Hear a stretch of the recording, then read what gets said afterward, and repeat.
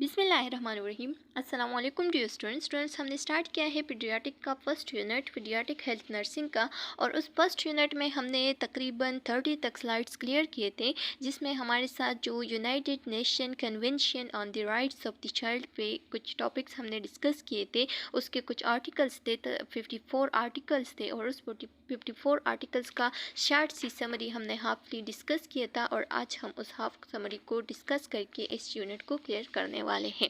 तो आइए स्टार्ट लेते हैं। स्टार्ट लेने से पहले आप लोगों से एक छोटा सा रिक्वेस्ट है, अगर आप हमारे चैनल लेक्चर्स बाय अनाया पे नए हैं तो हमारे channel lectures bye Anaya KMU को सब्सक्राइब करें, प्रेस द बेल आइकन ताकि नेक्स्ट वीडियो का नोटिफिकेशन आप लोग को मिल सके। वीडियो को लाइक करें और अपने फ्रेंड्स के साथ इस चैनल को ज़रूर शेयर करें।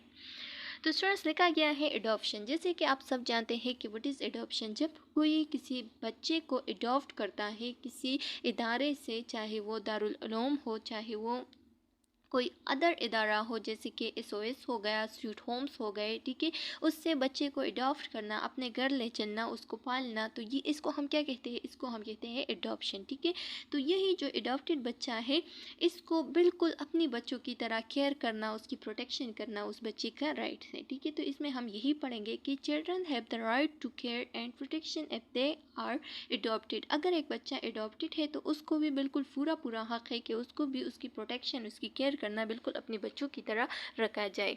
The same rule should apply whether they are adopted in the country where they were born. और बिल्कुल उसी तरह से रूल्स उस पर अप्लाई करना है जिस तरह से वो एक कंट्री, फॉर एग्जांपल एक कंट्री वालों ने उसको एडॉप्ट किया है और उस कंट्री में जहाँ पे वो पैदा हो गया था, तो वहाँ पे जिसके उसके जितने भी राइट्स थे, तो बिल्कुल यहाँ पे भी उसके बिल्कुल मुकम्मल उसको अपने राइट्स मिलने चाहिए। Refugee children. अब रिफ्यूज चिल्ड्रन क्या होती है?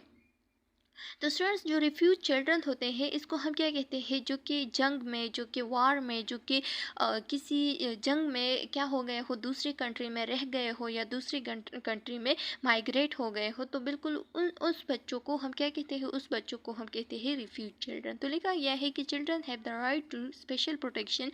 इस चिल्ड्रन को जो कि वार में दूसरी कंट्री माइग्रेट हो गया है या फोर्सफुली दूसरी कंट्री में रह गया है, लिव कर रहा है, तो उस बच्चों का भी पूरा हक है कि उसको स्पेशल प्रोटेक्शन मिल जाए, उसकी मदद की जाए।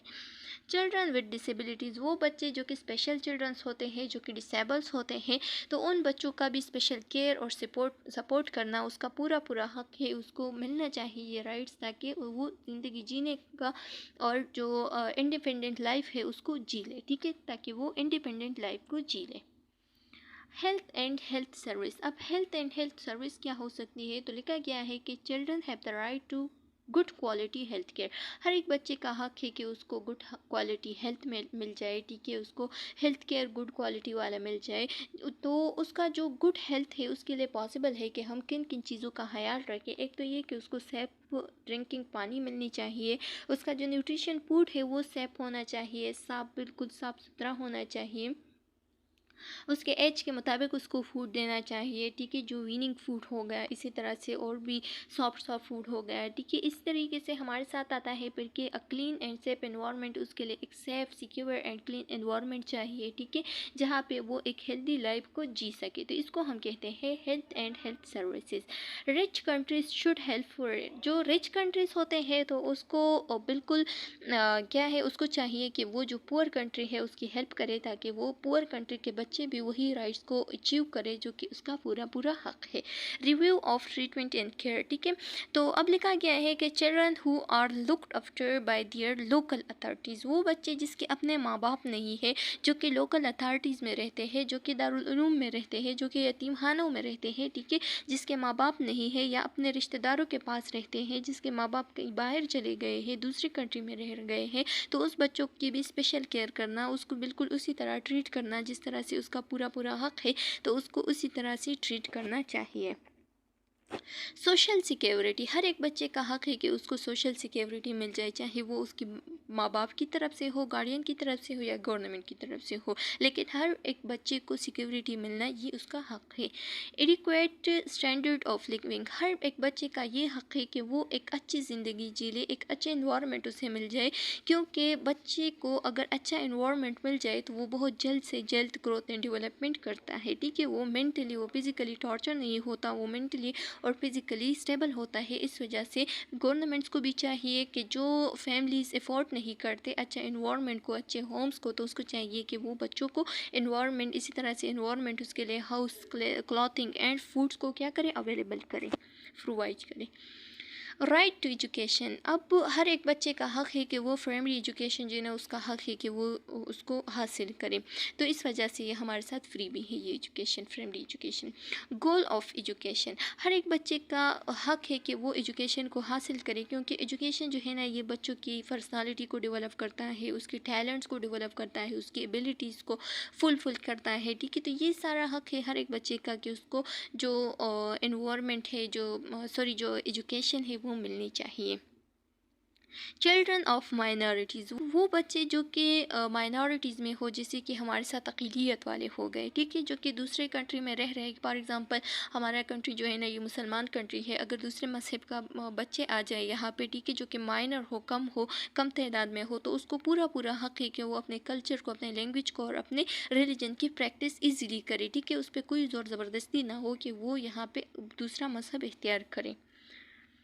लेजर प्ले एंड कल्चर, अब जो बच्चे जो कि छोटे छोटे बच्चे होते हैं, तो उसको पूरा हक़ है कि वो रिलैक्सली प्ले करे। ठीक है, वो रिलैक्सली इन्वायरमेंट को ज्वाइन करे, वो रिलैक्सली अपने जो मतलब जो एक्टिविटीज़ है, जैसे कि कल्चर, आर्टिस्टिक और अदर एक्टिविटीज़, जो भी एक्टिविटीज़ है, तो वो रिलैक्सली अपने एक्टिविटीज़ को क्या करे, तफरीक के साथ वो अपने एक्टिविटीज़ को प्ले करे या अपने एक्टिविटीज़ को परफॉर्म करें।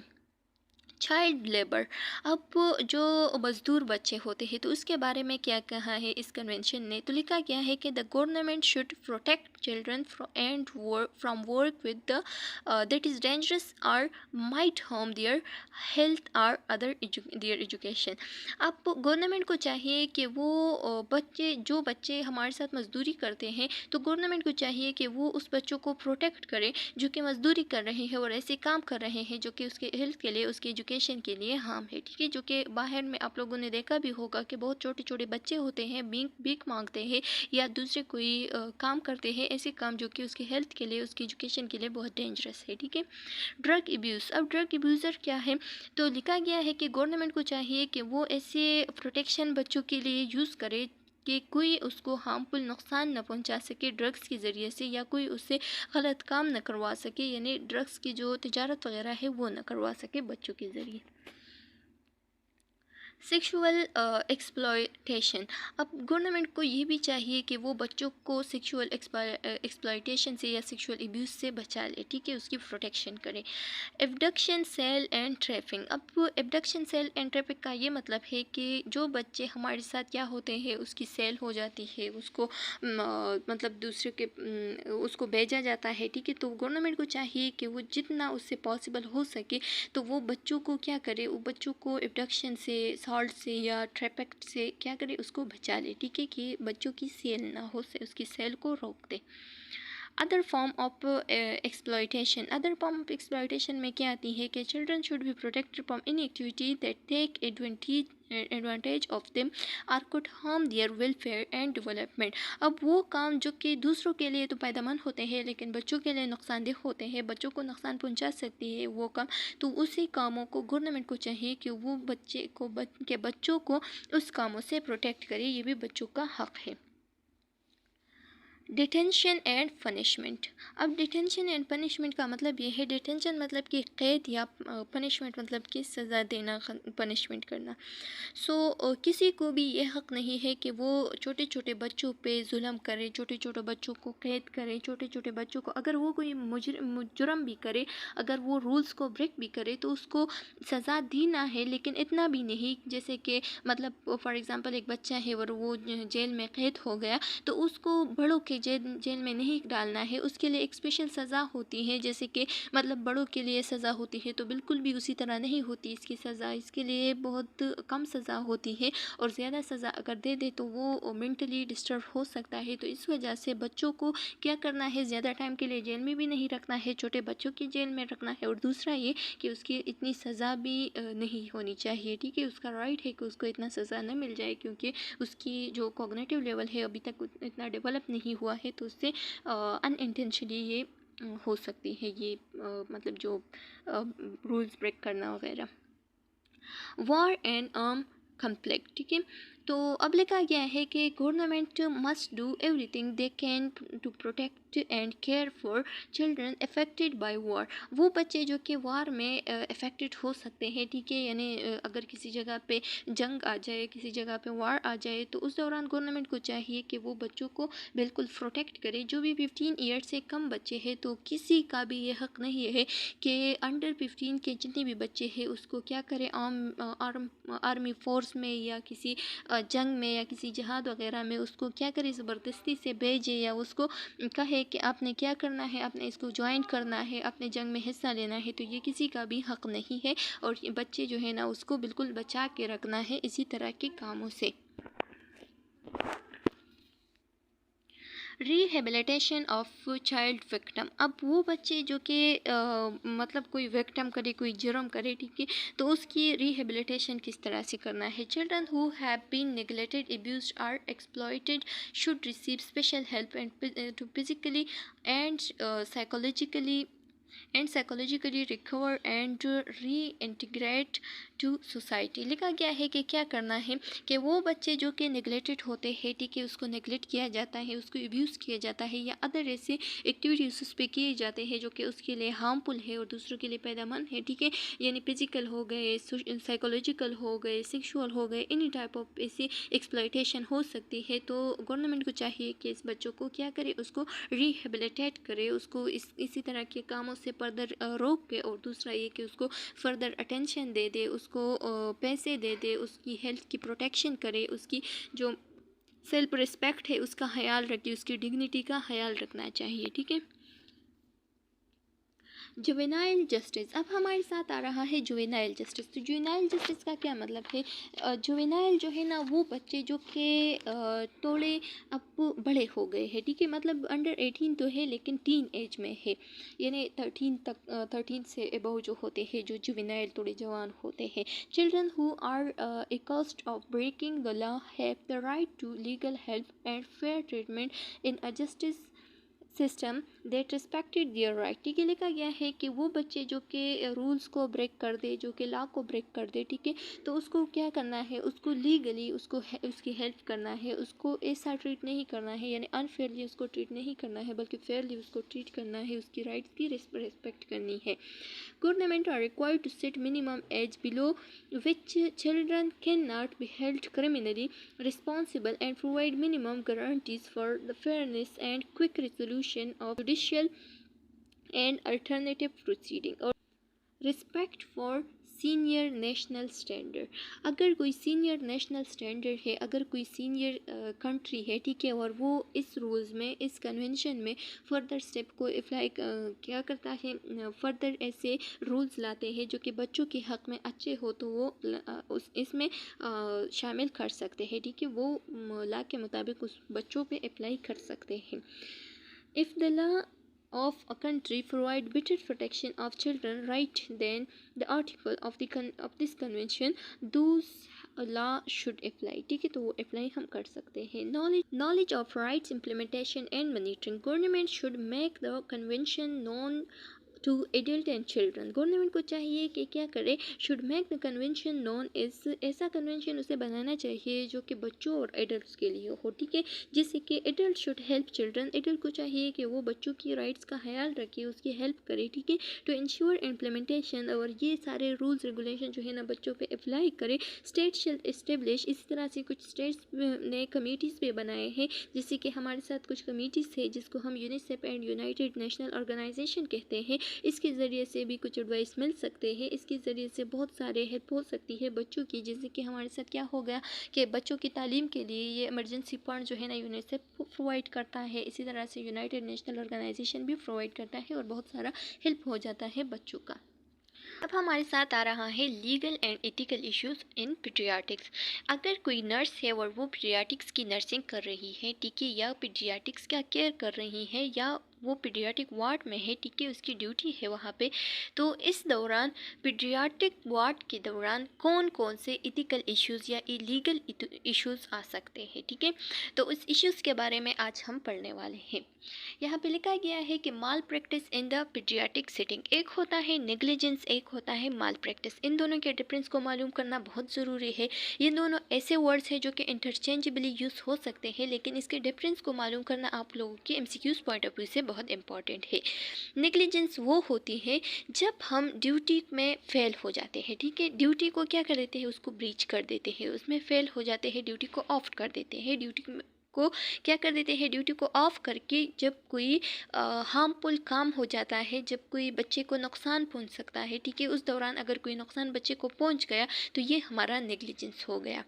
नेग्लिजेंस एक्चुअली कहती है ब्रीच ऑफ ड्यूटी, ये आप लोगों ने रिमेंबर रखना है। जबकि माल प्रैक्टिस क्या होता है, माल प्रैक्टिस जो है ना, ये हमारे साथ एक ऐसा परफॉर्मेंस जिसकी वजह से एक ऐसा माल प्रैक्टिस या एक ऐसा परफॉर्मेंस जिसकी वजह से जो कि हमारे स्टैंडर्ड के मुताबिक ना हो, ठीक है, the performance is not according to standard is called malpractice. ये आप लोगों ने रिमेंबर रखना है। वो परफॉर्मेंस जो कि स्टैंडर्ड के मुताबिक ना हो तो उसको हम माल प्रैक्टिस कहते हैं। और वो परफॉर्मेंस जिसकी वजह से एक हार्म जो है ना दूसरे को पहुंच जाए तो उसको हम क्या कहते हैं, उसको हम माल प्रैक्टिस कहते हैं। बाद में ये माल प्रैक्टिस जो है ना नेग्लिजेंस बन जाती है, इस वजह से हम इसको क्या कह सकते हैं, नेग्लिजेंस एंड माल प्रैक्टिस को हम इंटरचेंजेबली इन दोनों वर्ड्स को यूज़ कर सकते हैं। तो यहाँ पे लिखा गया है कि negligence is defined as in occasion when a person owed a duty, ठीक है, जब एक पर्सन अपने ड्यूटी को क्या कर देती है, एक ऐसा सिचुएशन जिसमें पर्सन अपने ड्यूटी को ब्रीच कर देती है तो उसको हम कहते हैं negligence. To another and through a failure to fulfil their duty, ठीक है, जो कि क्या हो जाता है, अपने ड्यूटी को फुलफिल करने में फेल हो जाता है तो उसको हम क्या कहते हैं, जिसकी वजह से कोई हार्म पहुंच सकता है बच्चे को, ठीक है, अगर कोई हार्म पहुंच गया तो उसको हम क्या कहते हैं कि नेग्लिजेंस हो गया। जबकि माल प्रैक्टिस जो है ना, ये हमारे साथ क्या होती है, एज प्रोफेशनल नेग्लिजेंस, ये हमारे साथ एक प्रोफेशनल नेग्लिजेंस होती है। एक प्रोफेशनल नेग्लिजेंस का यही मतलब है कि अगर हम स्टैंडर्ड को फॉलो नहीं करेंगे तो इस दौरान हमारे साथ जो भी परफॉर्मेंस हो जाती है जिसकी वजह से हार्मफुल जो है ना वो बच्चे को पहुंच सकती है, अगर बच्चे को हार्म पहुंच गया तो इसका मतलब ये है कि माल प्रैक्टिस हो गया। अब आप लोगों ने रिमेंबर रखना है कि इसमें जो मेन पॉइंट्स है वो ये है कि नेग्लिजेंस अनइंटेंशनली होती है, ठीक है, लेकिन जो माल प्रैक्टिस है वो इंटेंशनली कर देते हैं लोग, तो इसको हम इस वजह से माल प्रैक्टिस और नेग्लिजेंस कहते हैं। अब यहाँ पे लिखा गया है कि फॉर कोर्ट, अगर किसी से नेग्लिजेंस या माल प्रैक्टिस हो गया है तो उस दौरान जो कोर्ट होता है, जो अदालत होते हैं, वो किस तरह से रिकॉग्नाइज़ कर देते हैं कि ये माल प्रैक्टिस हो गया है, ये नेग्लिजेंस हो गया है, इसकी वजह से सज़ा मिल सकती है या नहीं मिल सकती, ठीक है। तो ऐसे 4 लीगल एलिमेंट्स है जो कि अगर एक इंसान में प्रेजेंट हो तो उस दौरान उसको सज़ा हो सकती है। तो वो कौन कौन से हैं?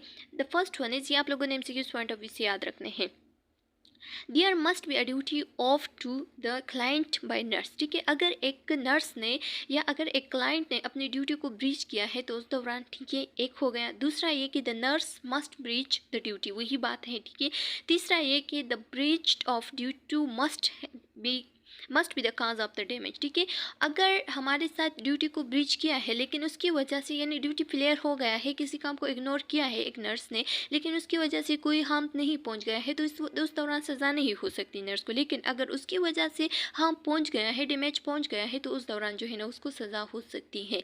There must be actual damage to the client, ठीक है, या अगर क्लाइंट में ऐसा डैमेज आया है जो कि मतलब उसके जिस्म के लिए, उसकी जान के लिए खतरमंद है तो तब उसको सज़ा हो सकती है, यानी एक्चुअल है, ठीक है, एक्चुअल डैमेज आया है, बहुत खतरनाक सी डैमेज आया है। अगर वो एक्चुअल नहीं है, इतना खतरनाक नहीं है, इतनी खतरे की बात नहीं है तो तब उसको सज़ा नहीं हो सकती, ठीक है।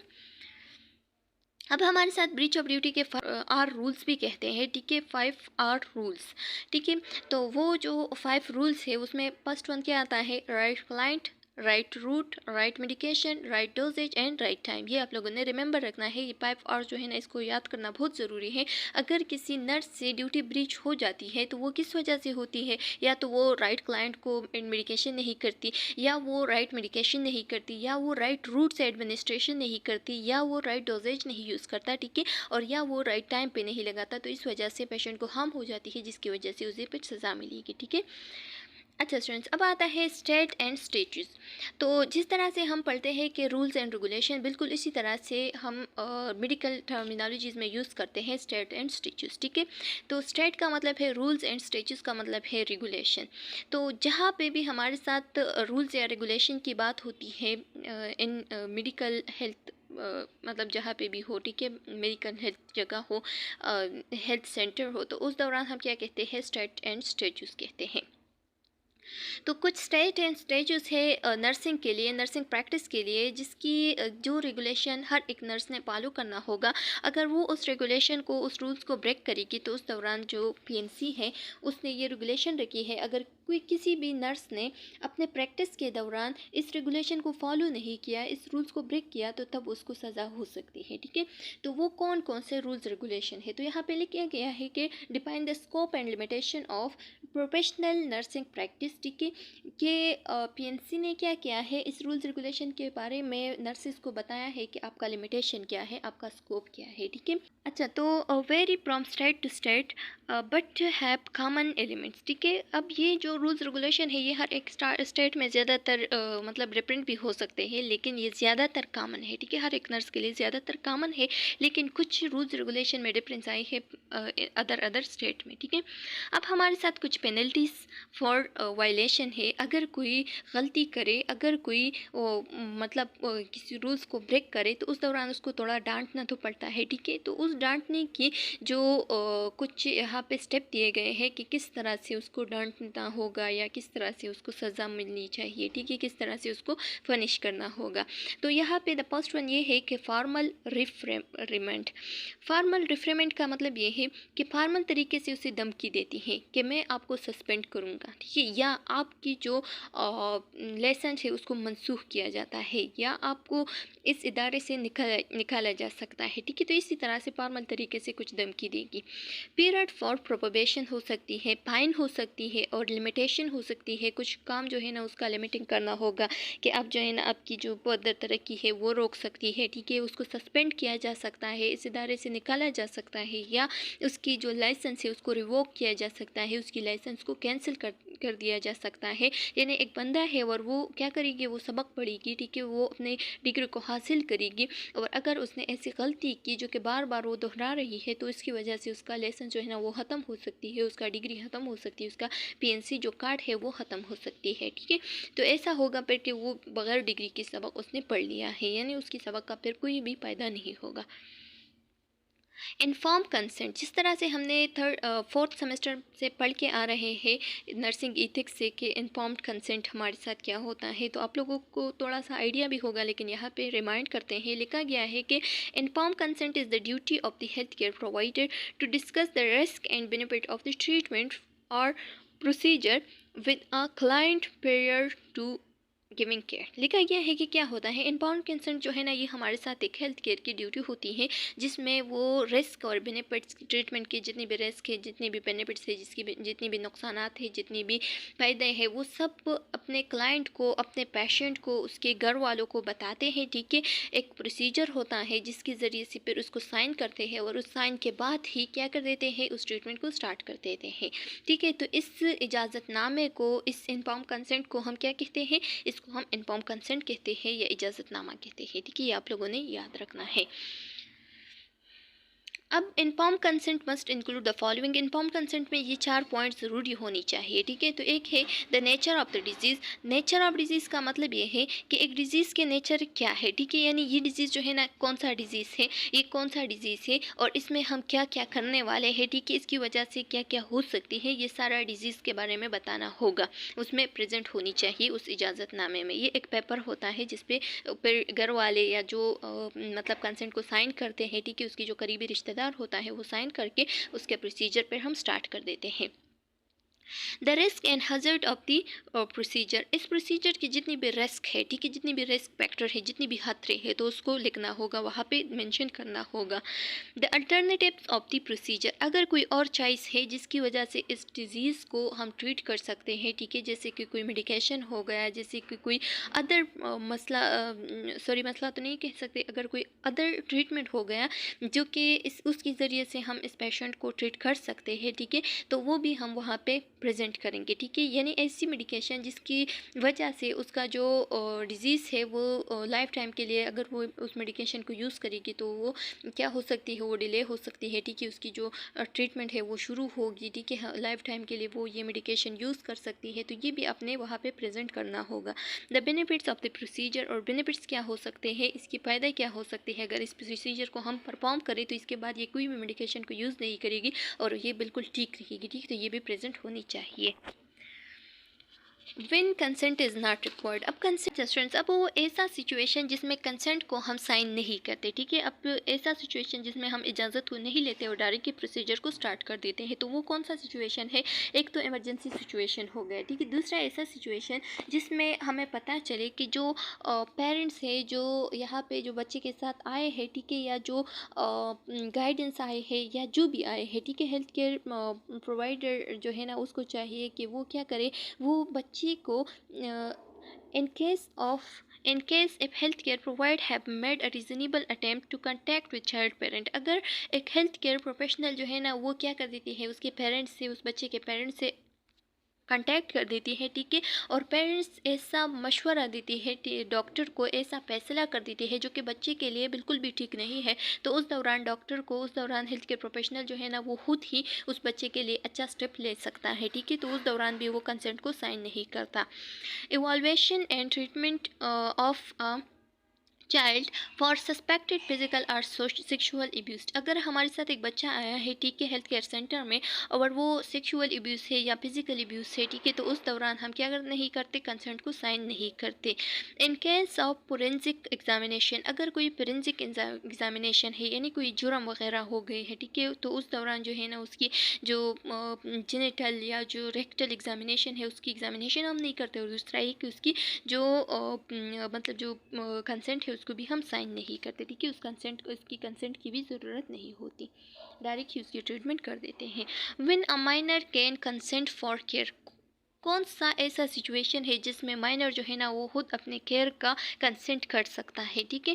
तो ऐसा सिचुएशन अगर वो प्रेग्नेंट है, ठीक है, या कंट्रासेप्शन कर रही है, अपने बच्चे को कंसीव नहीं करना चाहता है, ठीक है, या अगर वो सेक्सुअल ट्रांसमिटेड डिजीज़ है तो उसकी अगर कोई ट्रीटमेंट करना चाहती है, एड्स वगैरह हो गए, HIV हो गया, ठीक है, तो ऐसी सिचुएशन में जो माइनर है, जो 18 ईयर से बिलो बच्चे है, ठीक है, तो वो खुद अपना कंसेंट साइन कर सकता है, वो खुद अपना फैसला खुद ले सकता है। ड्रग एंड अल्कोहल ट्रीटमेंट, अगर कोई ड्रग या अल्कोहल ट्रीटमेंट हो रही है, ठीक है, यानी कोई नशाई है और वो अपना ट्रीटमेंट करना चाहता है, तो तब भी क्या कर सकते हैं, वो खुद अपना कंसेंट साइन कर सकता है। In some states emancipated children can be their health care decision by themselves. Emancipated मतलब कि जो आज़ाद हो, ठीक है, जिसकी कोई माँ बाप नहीं हो, जिसकी कोई गाइडेंस नहीं हो, जिसके ऊपर कोई किसी का हाथ ना हो, ठीक है, तो ऐसे बच्चे जो है ना खुद अपना डिसीजन ले सकते हैं।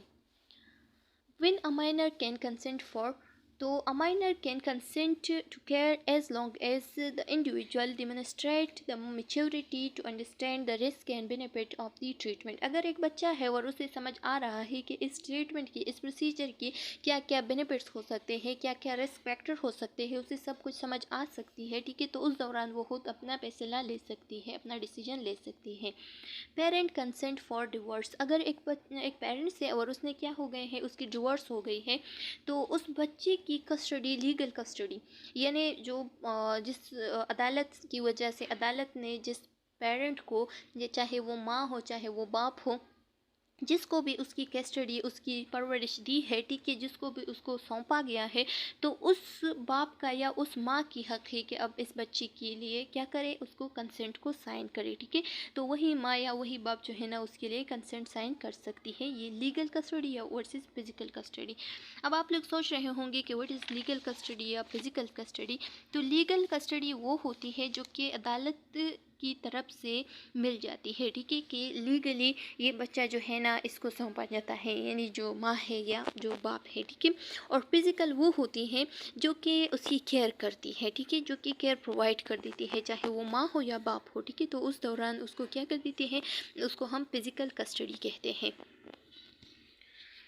Refusal of medication care, by parent और चाइल्ड। अगर एक पेरेंट है या चाइल्ड है, ठीक है, वो रिफ्यूज़ कर रही है कि मैंने ये मेडिकेशन केयर नहीं लेना है जो कि उसके लिए अच्छा है, ठीक है, उसके लिए बेस्ट डिसीजन है, तो उस दौरान जो है ना, ये जो हेल्थ केयर सेंटर वाले होते हैं, ये जो हेल्थ केयर वाले होते हैं, ये जो डॉक्टर्स होते हैं, ये जो नर्सेस होते हैं, तो ये क्या कर देते हैं, ये पेरेंट्स पैट्री कर देती है। पेरेंट्स पैट्री एक लैटिन वर्ड है, ठीक है, और इसका मतलब ये है कि parent of the country. Parent of the country का मतलब ये है कि ये उस बच्चे के लिए एक लीगल डिसीजन लेता है कि ये उसके लिए क्या है, अच्छा है। रिलीजियस बिलीफ यानी अगर कोई माँ बाप है, ठीक है, और वो रिलीजियस पे बिलीव रखते हैं और वो कहते हैं कि नहीं, ये काम हमने नहीं करना है, ठीक है, ये इस बच्चे के लिए बिल्कुल भी ठीक नहीं है, हम हमारे रिलीजियस के खिलाफ है ये, ठीक है, तो उस दौरान क्या कर देते हैं, ये जो हेल्थ केयर सेंटर वाले हैं, ये डिसीजन लेते हैं उस बच्चे के लिए लीगली, और इसको हम कहते हैं parents पैट्री। Refusal of medication of medical care by parent or child. Some states use child abuse statutes that make medical neglect a form of abuse as legal justification to take a custody of a child who need medical care, ठीक है। लिखा गया है कि क्या होता है कि कुछ ऐसे स्टेट्स है जिसमें कुछ रेगुलेशंस है जिसकी वजह से बच्चा जो है ना वो अब्यूज़ हो जाता है, ठीक है, और उस दौरान जो है ना मेडिकल केयर को नेगलेक्ट किया जाता है due to some religious exemptions, ठीक है, due to some religious point of view, उसकी वजह से कुछ बच्चों को जो मेडिकल केयर है उसको नेगलेक्ट किया जाता है, जिसकी वजह से उसका हेल्थ जो है ना वो बहुत ज़्यादा खतरे में पड़ सकता है, तो उस दौरान जो है ना ये पेरेंट्स पैट्री कर देते हैं, ठीक है, तो उस दौरान भी पेरेंट्स पैट्री यानी कस्टडी उसका मेडिकल केयर वाला ले सकता है। obtaining informed consent under special circumstances। अब जब कोई इन्फॉर्म कंसेंट ले रहा है तो कुछ ऐसे सिचुएशन है जिसमें इन्फॉर्म कंसेंट लेना बहुत ज़रूरी है, इसको कभी भी इग्नोर नहीं करना है, ठीक है, तो वो कौन कौन से सर्कमस्टांसेस या कौन कौन सी सिचुएशन है। फर्स्ट वन क्या है, consent for donation of organ और टिश्यू। अगर कोई आर्गन या टिश्यू को डोनेट कर रहा है, ठीक है, जैसे कि किडनी डोनर्स हो गए, ठीक है, तो उस दौरान उसका कंसेंट साइन करना बहुत ज़रूरी है, ठीक है, ताकि उसको पता हो कि इसकी जो रिस्क फैक्टर, इसकी जो बेनिफिट्स है वो क्या क्या हो सकते हैं। Consent for genetic testing. अगर कोई जेनेटिक डीएनए टेस्टिंग कर रही है, ठीक है, तो उस दौरान भी बच्चे का डीएनए टेस्ट करना, तो उस दौरान भी क्या है, उसका कंसेंट साइन करना बहुत ज़रूरी है। Consent for medical experimentation with children, ठीक है, या अगर कोई माँ बाप चाहते हैं कि वो अपने बच्चे पे कोई मेडिकल एक्सपेरिमेंटेशन करे, तो उस दौरान भी जो कंसेंट साइन करना है वो बहुत ज़रूरी है, एक पेरेंट से या दोनों पेरेंट से, ठीक है, क्योंकि इस पर केस हो सकता है, इस पर जो अदालती कार्रवाई है वो भी हो सकती है। Consent for donation of tissue. अब एक एक को डिस्कस किया है कि अगर कोई टिश्यू को या आर्गन को डोनेट कर रहा है तो उस दौरान जो है ना क्या क्या कंसेंट, किस तरह से कंसेंट साइन करना है। If a children is too young, अगर एक चिल्ड्रन है वो टू यंग है, ठीक है, यानी टीन एज का है, the parent or legal guardian में कंसेंट फॉर द चिल्ड्रन, तो उस दौरान पेरेंट्स या उसका जो लीगल गार्डियन है जिसको उसको जिसने उसकी परवरिश करनी है, ठीक है, या कर रहा है, तो उसको क्या करना है, उस बच्चे की कंसेंट को साइन करना उसकी हक है। 3 requirement for a minor to be a donor. अब वो 3 ऐसे रिक्वायरमेंट है अगर कोई डोनर बनना चाहता है, ठीक है, तो उस दौरान 3 रिक्वायरमेंट को होना बहुत ज़रूरी है। The first one is the parent who is consenting must be aware of the risk and benefits. जो पेरेंट्स अपने बच्चे की कंसेंट को साइन कर रहा है, जो कोई डोनर है, ठीक है, जो कि अपने टिश्यू को डोनेट कर रहा है, तो उस दौरान उस पेरेंट्स को इसके रिस्क फैक्टर, इसकी बेनिफिट्स का पता होना चाहिए। The child primary care giver must be able to provide emotional support of the for the child, ठीक है, एक चाइल्ड के लिए उसके प्राइमरी केयर गिवर कौन है, उसका जो करीबी रिश्तेदार है यानी उसके माँ बाप, ठीक है, तो उस बच्चे के लिए जो कि डोनर है उसकी जो इमोशनल सपोर्टर है वो उसके पास होना उसके लिए ज़रूरी है, ठीक है, ताकि उसको इमोशनली सपोर्ट करे। 3 there must be a close relationship between the donor and the recipient, और रिसिपिएंट और क्लोजर के जो डोनर है उस दोनों के दरमियान एक क्लोज रिलेशनशिप होना बहुत ज़रूरी है। Consent for genetic testing dilemma create bye new technology. अच्छा, अगर कोई जेनेटिक टेस्टिंग कर रहा है, तो उस दौरान जो है ना डायलीमा क्रिएट हो सकती है। अगर कोई डायलीमा क्रिएट हो गई है तो उस डायलीमा को क्लियर करने के लिए न्यू टेक्नोलॉजी आई है, जिसकी वजह से उसका जो कंसेप्ट है, उसका जो शक व शुबा है वो क्लियर हो सकती है। ठीक है, तो इस टेक्नोलॉजी को जब भी आप यूज़ करते हैं तो इस दौरान अपने बेनिफिट्स को, अपने इसके रिस्क फैक्टर को उसके चाइल्ड के जो पेरेंट्स है उसको बताने हैं। ठीक है, उसके गार्डियंस को बताने हैं और उसके बाद उसका कंसेंट साइन करना है, तब ये प्रोसीजर आपने परफॉर्म करना है। कॉन्फिडेंशियलिटी, अब हमारे साथ जो कंसेंट था, जो कि इथिक्स में हमने पढ़ा था, उसमें दूसरा टॉपिक भी हमने पढ़ा था जो कि हमारे साथ था कॉन्फिडेंशियलिटी यानी प्राइवेसी। ठीक है, the right of confidential health care is protected by PNC the ethical code of conduct. ठीक है, जो पीएनसी है उसने इथिकल कोड ऑफ कंडक्ट के ज़रिए से जो कॉन्फिडेंशियल हेल्थ केयर है उसको क्या किया है, उसको सपोर्ट दी है या उसकी पूरे रूल्स एंड रेगुलेशन को कायम किया है। Confidentiality is an essential part of relationship between client and healthcare provider। जो client और healthcare provider है, जो patient है, जो healthcare provider है, उन दोनों के दरमियान एक confidentiality का relationship होना बहुत ज़रूरी है। ठीक है, यानी अगर एक हेल्थ केयर प्रोवाइडर है और वो केयर को प्रोवाइड कर रही है तो उसको चाहिए कि वो पहले अपने क्लाइंट की ट्रस्ट को गेन करे, ताकि क्लाइंट जो है ना वो बिल्कुल क्लोजली उसको बता दे कि मेरे साथ क्या मसला है। The nurse has a duty of confidentiality. Nurse की क्या ड्यूटी है, उसकी ड्यूटी ये है कि वो अपने क्लाइंट की जो कॉन्फिडेंशियलिटी है उसको गेन कर ले। When a minor can receive confidential care, कब जो है ना एक माइनर रिसीव कर सकती है कॉन्फिडेंशियल केयर को, अगर एक माइनर आया है और वो अपने केयर करना चाहती है तो उस दौरान जो है ना उसको चाहिए या नर्स को चाहिए कि वो अपने क्लाइंट की ट्रस्ट को गेन करे। ठीक है, कि आपकी प्राइवेसी मैं किसी के साथ भी शेयर नहीं करूँगी। तो ऐसा कुछ सिचुएशन है जिसके दौरान जो है ना ये कॉन्फिडेंशियलिटी गेन करना बहुत ज़रूरी है। तो फर्स्ट वन ये है कि कंट्रासेप्टिव हो गया, treatment of sexual transmitted disease हो गए, ये ऐसी सिचुएशन है जो दूसरे के साथ ज़्यादातर लोग शेयर नहीं करते। तो इस दौरान जो है ना अपने कॉन्फिडेंशियलिटी को गेन करना बहुत ज़रूरी है।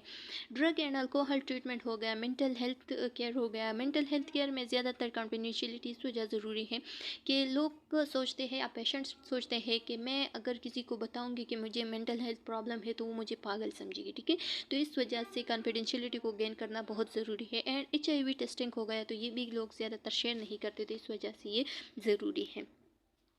When a healthcare provider care breach confidentiality, कब जो है ना एक हेल्थ केयर प्रोवाइडर कॉन्फिडेंशियलिटी को या प्राइवेसी को ब्रेक कर देती है। ठीक है, उसको आउट कर देती है।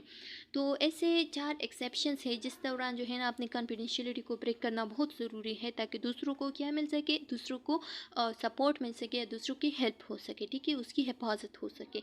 फर्स्ट वन ये है कि अगर एक बच्चा है और वो अब्यूज़ हुआ है तो उस दौरान आपने रिपोर्ट करना बहुत ज़रूरी है। ठीक है, कानून को रिपोर्ट करना उस दौरान बहुत ज़रूरी है, ताकि बच्चा जो है ना वो फर्दर अब्यूज़ होने से बच जाए।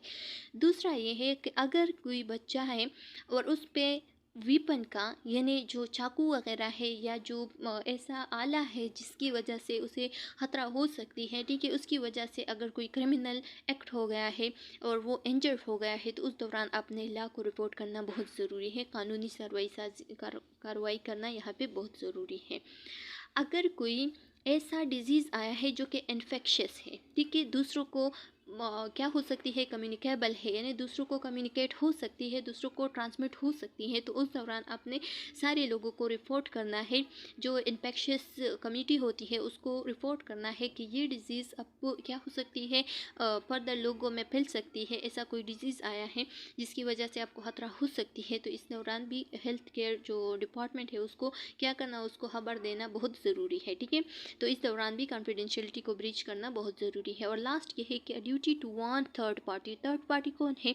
थर्ड पार्टी हम है। ठीक है, यानी जो सब सारे लोकल लोग हैं तो उसको थर्ड पार्टी कहते हैं। ठीक है, तो हमारी ड्यूटी ये भी है कि हम दूसरे की हिफाजत करें। ठीक है, ताकि अगर कोई ऐसा डिज़ीज़ आया है जो कि कम्युनिकेबल है, ठीक है, उससे खतरा हो सकती है, दूसरे लोगों में फैल सकती है, तो उस दौरान हम क्या कर देते हैं, लोगों को खबर देते हैं कि ऐसी डिज़ीज़ आई है, अपने आप को बचाना है। ठीक है, तो इस दौरान भी हम कॉन्फिडेंशियलिटी को ब्रीच करते हैं।